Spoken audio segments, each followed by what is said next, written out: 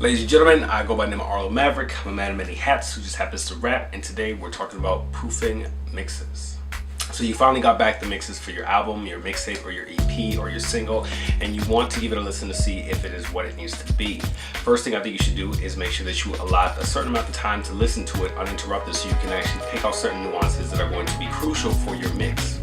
Now, as you proof your mixes, it's very important for you to listen to these mixes on a variety of different sound systems, because the way it sounds in headphones, the way it sounds in your car, the way it sounds in your home stereo is going to be different each time. But what you're trying to do is listen to it on enough systems to get a fair enough range to make sure that it sounds good on each and every single one of these systems.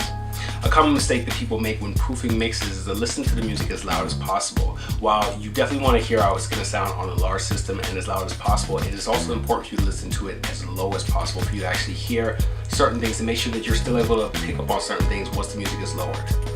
One thing to keep in mind when listening to your music is that your ears have become extremely biased to the project. Now, you listen to the songs from the time that they were scratch vocals to the point that they were tracks you were recording, then you probably listen to them a ton of times in order for you to get it to where it needs to be at.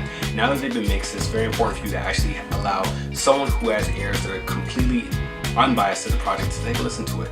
Once they've taken a listen to it, they can give you some objective feedback in regards to how the mix sounds and so on and so forth, but make sure there's someone who has good ear for music. You don't just want anybody listening to it. But at the same time though, one thing you should not neglect is that the fact that the average consumer is not a person who's an audiophile. So for them, if they hear something that stands out, then that probably means that there's something that needs to be done back in that mix.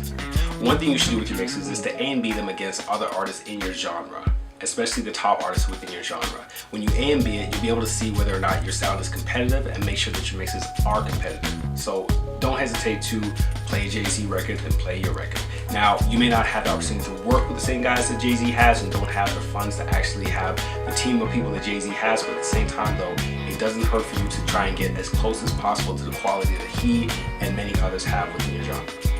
In closing, I want to say thank you for tuning into this vlog. If you found yourself to be more informed by the end of it, then please click the like button. Please hit the subscribe button and subscribe to youtube.com/Arlo Maverick as well. Too, don't forget to share this information with anybody who you feel may be in need of this information.